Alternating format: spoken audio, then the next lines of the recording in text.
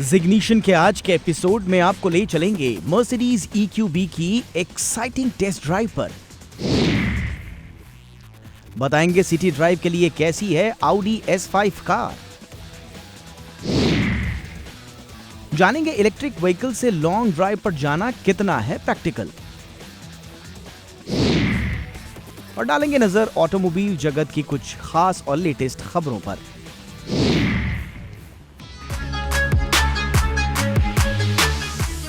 नमस्कार दोस्तों, स्वागत है आपका आपके फेवरेट शो जिग्निशन में।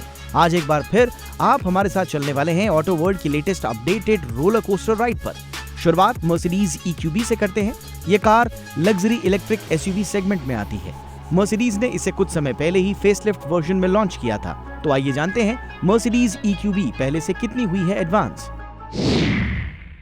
लग्जरी SUV में सबसे पॉपुलर कार EQB आज हमारे साथ है, जो मर्सिडीज बेंज ने हाल ही में इसको जुलाई में लॉन्च किया था और इस समय ये अपने पूरी तरीके से अपडेटेड अवतार में है। तो काफ़ी कुछ इसमें चेंज किया गया है और ये पहले से और भी ज़्यादा पावरफुल तो बनती है।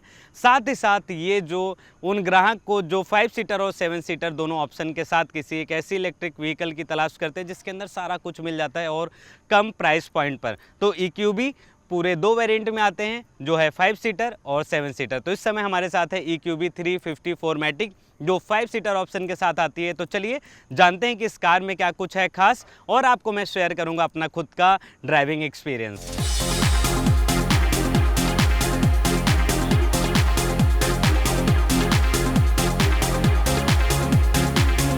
लुक एंड डिज़ाइन की बात करें तो कोई खास बदलाव नहीं है, लेकिन जो बड़े बदलाव हैं वो है इसका फ्रंट प्रोफाइल।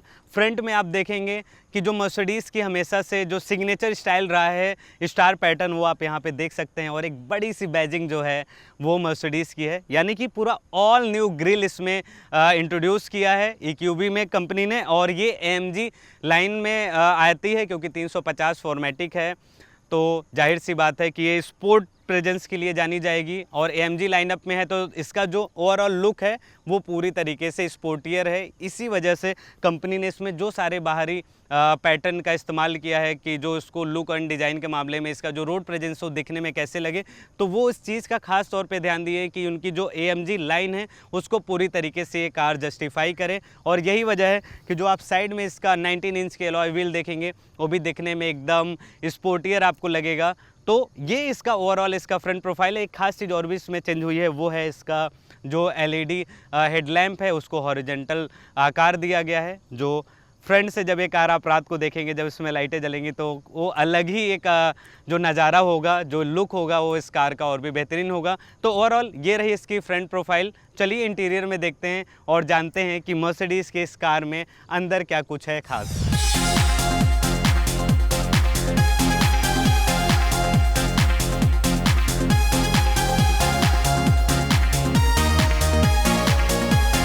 इंटीरियर में हुए बदलाव की बात करें तो जो मर्सिडीज़ EQB फेसलिफ्ट है उसके इंटीरियर जो दिखने में हूबहू उसी तरीके से है, लेकिन इसमें कुछ अपग्रेड किया गया है। जैसे कि मैंने आपको पहले बताया कि AMG पैक इसमें है, जो स्पोर्ट कार के लिए जानी जाती है, जो इसके 4MATIC के लिए जानी जाती है। तो उसके तहत इसमें आप जो स्टीयरिंग व्हील देखेंगे वो 3 स्पोक स्टीयरिंग व्हील, और इसकी जो सीट है वो काफ़ी इंस्पायर्ड है AMG से। और जिस तरीके से EQS और S क्लास के अंदर आप देखेंगे कि डैशबोर्ड पे स्टार पैटर्न डिज़ाइन है, सेम उसी तरीके से इसमें भी आप देख सकते हैं। और साथ ही साथ इसका जो इंस्ट्रूमेंट क्लस्टर है और जो इंफोटेनमेंट सिस्टम है एक है, लेकिन दोनों 10.25 इंच के हैं, जहां पर आप अपनी ज़रूरत के हिसाब से जो इंस्ट्रूमेंट क्लस्टर के अंदर जो भी आपको सुविधाएं, जो भी ज़रूरतें आपको लगती है कि कार के अंदर रेंज कितना है और कितनी दूर तक जाएगी, इसकी स्पीड क्या है, स्पीडोमीटर क्या है, सारी चीज़ें वहाँ पे आप देख सकते हैं। और साथ ही इंफोटेनमेंट सिस्टम जो 10.2 इंच का है, इसमें आप Apple CarPlay, Android auto, navigation, जो भी सारे फीचर्स इसमें पहले से मौजूद थी उन सारी सुविधाओं का इस्तेमाल कर सकते हैं। अंदर पहले की तरह आप पैरानोमिक सनरूफ देख सकते हैं, वायरलेस चार्जिंग की सुविधा आप देख सकते हैं। हूबहू सारी चीज़ें जो पहले थी उस तरीके से कार में अभी भी आगे के लिए फॉरवर्ड की जा रही है।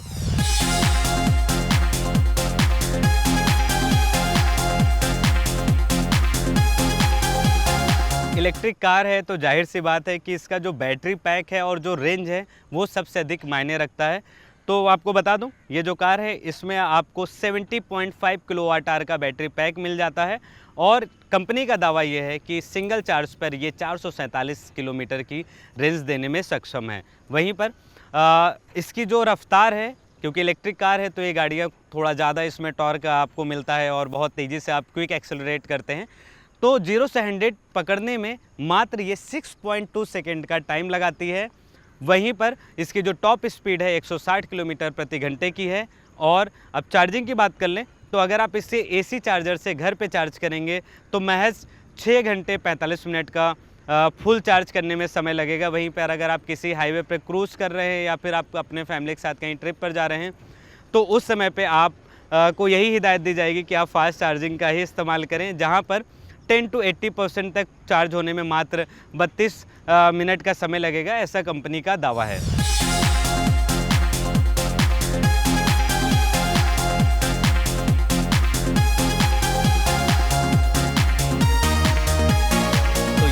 कार से जुड़ी सारी डिटेल्स। अब बात कर लेते हैं कैसा रहा इस कार के साथ मेरा खुद का ड्राइविंग अनुभव।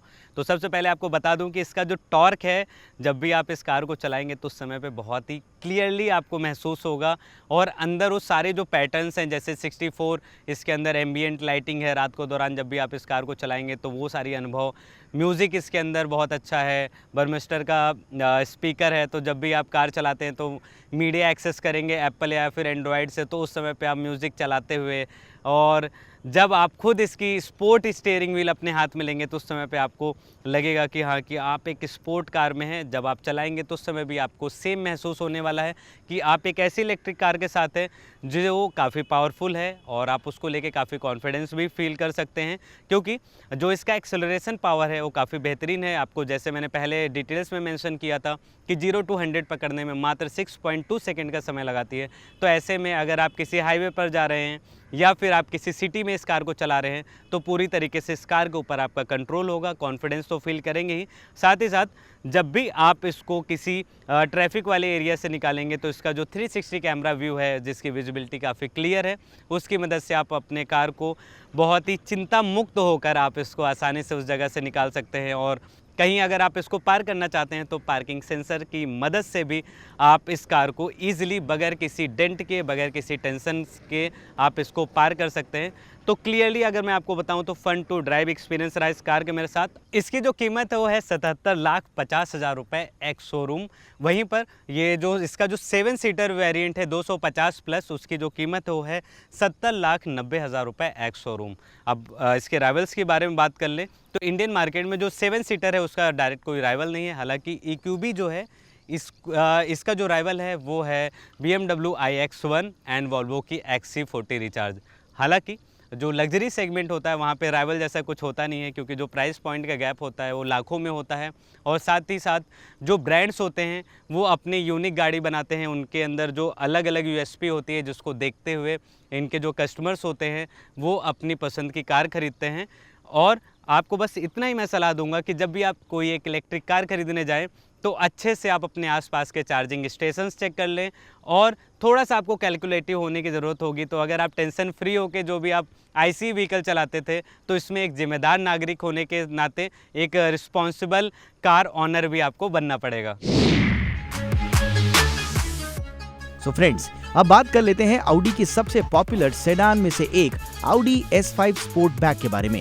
ये कार अपने बेहतरीन डिजाइन और परफॉर्मेंस के लिए जानी जाती है और ग्लोबल मार्केट में ये काफी सुर्खियों में है। तो चलिए टेस्ट ड्राइव के माध्यम से समझते हैं कि ऑडी S5 स्पोर्टबैक में क्या है खास। बहुत सारे लोगों की डिमांड थी कि इस कार के बारे में उनको डिटेल में बताया जाए, तो फाइनली मैं आज इस समय ऑडी S5 स्पोर्टबैक कार के साथ हूँ और आपको डिटेल में बताऊंगा कि इसकी जो कीमत है वो कितनी है, अंदर कौन कौन से फीचर मिलते हैं, टेक फीचर्स कौन से मिलते हैं, सेफ्टी फीचर्स कौन से मिलते हैं और क्या ये रोड पे उतनी प्रैक्टिकल है या फिर नहीं। तो चलिए डिटेल में जानते हैं कि ऑडी की S5 स्पोर्टबैक जो सेडान कार है ये कितनी है खास।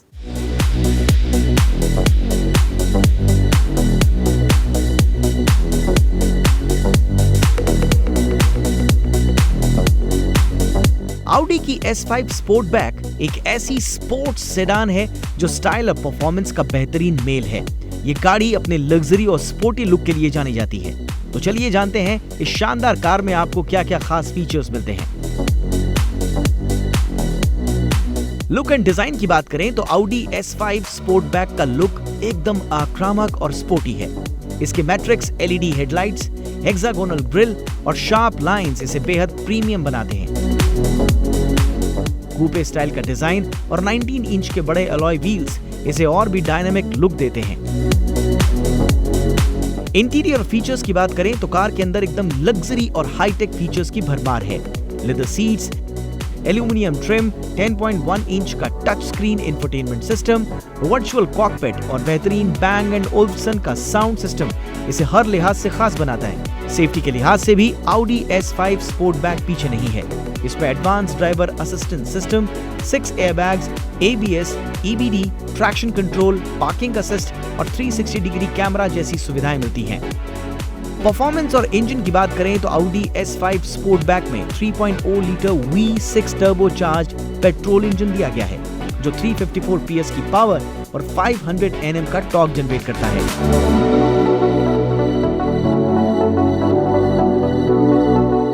8 स्पीड ऑटोमेटिक गियरबॉक्स और Audi की क्वाट्रो AWD टेक्नोलॉजी इसे दमदार परफॉर्मेंस देती है। स्पीड में भी ये कार शानदार है।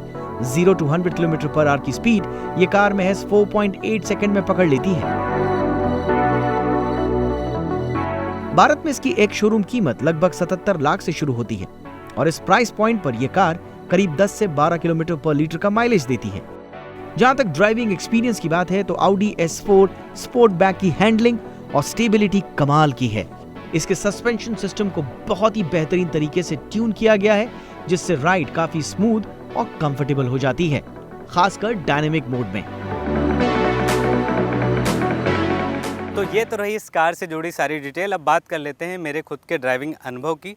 तो इस कार को मैंने लगभग 700 किलोमीटर तक चलाया है और जहाँ पर ज़्यादातर मैंने इसको सिटी में ही अधिक ड्राइव किया है। तो इसके अंदर जो पार्किंग सेंसर है वो मुझे पर्सनली बहुत ही एडवांस लगा और मैं तंग गलियों में भी इसको लेकर गया हूँ, हैवी ट्रैफिक में भी फंसा हूँ और हाईवे पर भी क्रूज़ किया हूँ। तो इसके अंदर जो 500 न्यूटन मीटर का जो टॉर्क था वो मुझे काफ़ी हेल्प किया ओवरटेकिंग करने में और मुझे हाईवे पर क्रूज़ करने में। वहीं पार्किंग सेंसर जो इसके एडवांस पार्किंग सेंसर हैं, 360 कैमरा व्यू है, वो मुझे सिटी ड्राइव में काफ़ी हेल्प की, चाहे फिर वो ट्रैफिक में हो, चाहे वो कार को पार करने के दौरान हो। तो ओवरऑल इस कार के साथ मेरा फन टू ड्राइव एक्सपीरियंस रहा।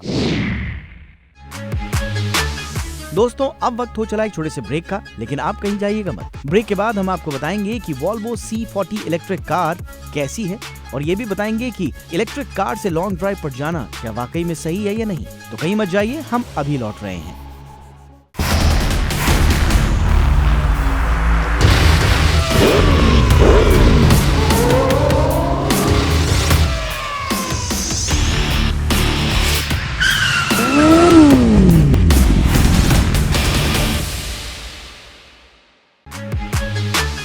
ब्रेक के बाद आपका फिर स्वागत है। Volvo C40 recharge electric car एक अच्छी रेंज देने के लिए जानी जाती है और लोगों को Volvo की सेफ्टी पर काफी भरोसा भी है।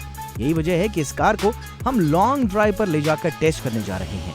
तो आइए जानते हैं Volvo C40 रिचार्ज में क्या है खूबियां और इलेक्ट्रिक व्हीकल से लंबे सफर पर निकलना कितना प्रैक्टिकल है।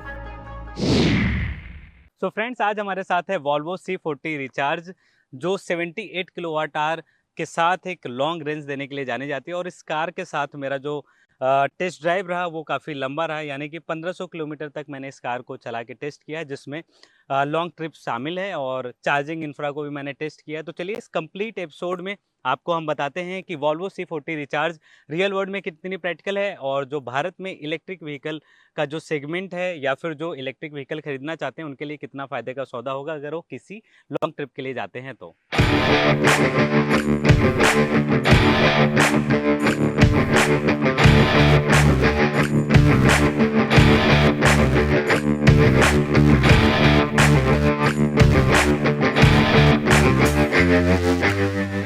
इस कार का लुक स्टाइलिश है और फ्रंट में लगा वॉल्वो का लोगो आपको अलग ही अट्रैक्ट करेगा।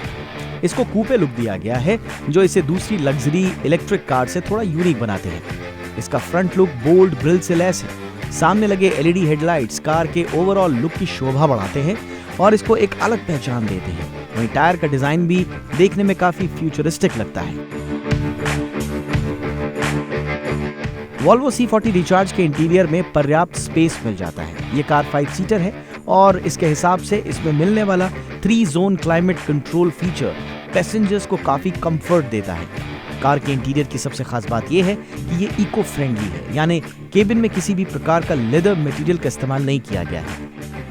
अगर कार खड़ी रहती है तो आप मनोरंजन के लिए इंफोटेनमेंट सिस्टम की मदद से स्क्रीन पर YouTube एक्सेस कर सकते हैं और प्ले स्टोर के माध्यम से दूसरी जरूरी ऐप्स को भी डाउनलोड कर सकते हैं।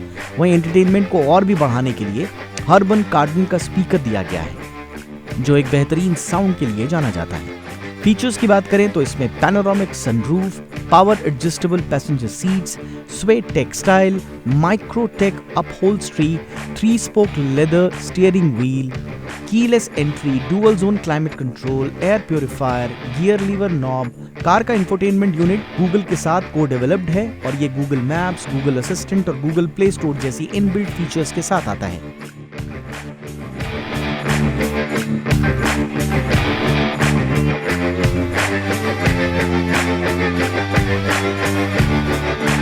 अब बात कर लेते हैं कि ये जो वॉल्वो की C40 इलेक्ट्रिक कार है, ये चलाने में कैसी है। तो आपको बता दूं कि इस कार के साथ अभी 400 किलोमीटर मैंने चलाया, बहुत अच्छा तजुर्बा रहा है। सबसे बेस्ट क्वालिटी इस कार की ये लगी कि इसका जो डिज़ाइन है वो काफ़ी बेहतरीन है, कोपे डिज़ाइन है, काफ़ी स्लीक डिज़ाइन है, काफ़ी स्लिम डिज़ाइन है और नीट एंड क्लीन डिज़ाइन है। तो रोड प्रेजेंस काफ़ी इसका अच्छा है, लोग आसपास देखेंगे और आप क्लियरली जब इस कार को सड़क पे लेके निकलेंगे तो लोग जब इस कार को नोटिस करते हैं तो सारी चीज़ें आप कार के अंदर बैठे हुए जरूर आप देख सकते हैं। एंड सेकेंड थिंग, ड्राइविंग होता है तो इलेक्ट्रिक व्हीकल है तो इसका जो ड्राइविंग है वो काफ़ी बेहतरीन है। जैसे कि इसका जो स्टीयरिंग व्हील है इस पर काफ़ी ज़्यादा आप कॉन्फिडेंटली इस कार को क्रॉस कर सकते हैं हाईवे पे। आप सामने देख सकते हैं कि मैं एक हाईवे लिया हुआ हूँ और यहाँ पर जहाँ पे हमें सेफ्टी की भी ज़रूरत पड़ेगी, जहाँ पे ढेर सारी गाड़ियाँ आ रही हैं तो बहुत सारी चीज़ों की ज़रूरत पड़ती है। जैसे कि एडास फीचर है इसके अंदर, कॉलिजन वार्निंग सिस्टम इसके अंदर है, ब्लाइंड स्पॉट डिटेक्टर है कि पीछे से कौन सी कार आ रही है, ये कार मिरर में देखते ही आप पता कर सकते हैं। दूसरी चीज़ की इसका जो सस्पेंशन है वो काफ़ी सॉफ्ट है तो इससे आपको ज़्यादा जो खड्डे हैं वो भी ज़्यादा मालूम नहीं होते हैं। तो लग्जरी कार है तो बहुत ढेर सारी लग्जरी कार के अंदर बैठते ही आपको वो फील आता है। और जो ड्राइविंग है वो तो बेहतरीन है ही, क्योंकि इसका जो क्विक एक्सेलरेशन है वो ज़्यादा आपको कॉन्फिडेंटली हाईवे पे क्रूज करने में हेल्प करता है। और मैं 400 किलोमीटर बहुत ही कम समय में आया हूँ, लेकिन उस समय पे मुझे काफ़ी चीज़ों का ध्यान देना हुआ, क्योंकि इलेक्ट्रिक व्हीकल को काफ़ी आप कैलकुलेट करके ही चला सकते हैं कितना किलोमीटर तक आपको चलाना है, कितनी स्पीड पे चलाना है। आपका ड्राइविंग बिहेवियर काफ़ी डिपेंड है आपके रेंज के ऊपर, और रेंज पे हम इसलिए ज़्यादा ध्यान देंगे क्योंकि आईसी व्हीकल का क्या होता है कि फ्यूल टैंक आसपास मिल जाते हैं, लेकिन इलेक्ट्रिक व्हीकल के लिए एक चुनिंदा ही आपके पास बहुत कम विकल्प होते हैं जहाँ पे आपको चार्जिंग स्टेशंस मिलेंगे जहाँ पर आप इलेक्ट्रिक व्हीकल को चार्ज कर सकते हैं। तो आपको यही सलाह दी जाती है कि इलेक्ट्रिक व्हीकल चलाना काफ़ी फायदे का सौदा है, रनिंग कॉस्ट काफ़ी कम हो जाती है, लेकिन आपको थोड़ा सा सड़क के प्रति जागरूक होना पड़ेगा, थोड़ा सा आपको ज़्यादा सचेत होकर कार चलाने की ज़रूरत पड़ेगी, और उस in terms of only range only, not for driving, क्योंकि सारी चीज़ें वो सारी सुविधाएं आपको मिल ही जाती है। वॉल्वो C40 400 किलोमीटर तक चलाया हूँ, बदन में कोई दर्द नहीं है, काफ़ी रिलैक्स्ड हूँ, वेंटिलेटेड सीट है और अंदर इसकी इतनी ढेर सारी सुविधाएं मिलती हैं कि आपको एक प्रीमियम एहसास जरूर मिलेगा।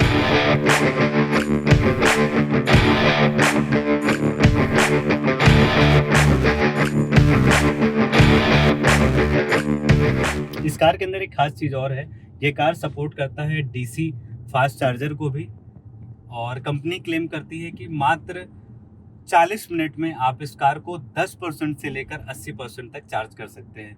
यानी कि जो समस्या आती है जब भी आप लंबे ट्रिप पे जाते हैं या फिर आप कहीं लंबा जाते हैं तो आपको काफ़ी तेज़ी से कार चार्ज करने की ज़रूरत पड़ती है, तो ऐसे मौके पर आप मात्र 10 से 80% 40 मिनट के अंदर चार्ज कर सकते हैं, और आपको जहाँ जाना है आप वहाँ पर क्रूज कर सकते हैं अपनी कार को। काफ़ी बेहतरीन फास्ट चार्जिंग मुझे लगी, और मेरे इस लॉन्ग ट्रिप पे जो मैं अभी जर्नी स्टार्ट किया हूँ इसमें ये काफ़ी हेल्प कर रही है। तो अभी तक मैंने जितना भी चार्ज किया DC फास्ट चार्जर से किया है, क्योंकि लंबा रूट लिया हूँ और ज़्यादा मेरे पास समय भी नहीं है कि जो मैं ज़्यादा देर तक नॉर्मल चार्ज से चार्ज करने में अपना टाइम स्पेंड करूँ। हालांकि अगर आप इसको घर पे चार्ज करते हैं तो आप 15 एम्पियर के चार्जर से भी चार्ज कर सकते हैं या फिर कम किलोवाट आवर की चार्जिंग सॉकेट से भी आप चार्ज कर सकते हैं।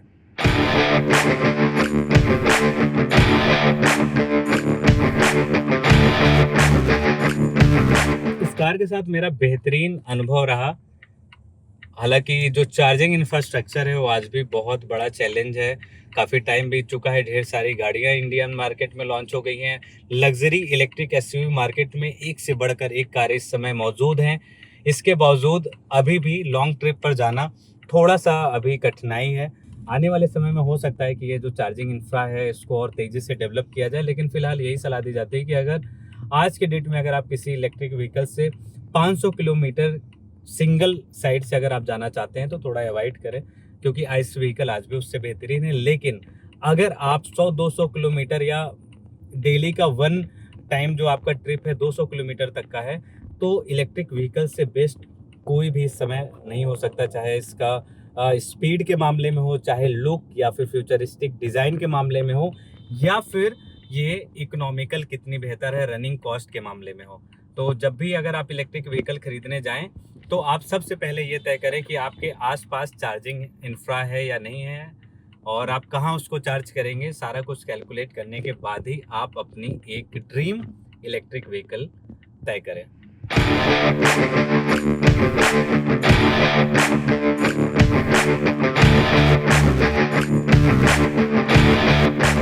ये जो कार है वॉल्वो C40 रिचार्ज, इसके अंदर ट्विन मोटर मिल जाता है जो अच्छा खासा पावर आउटपुट जनरेट करता है।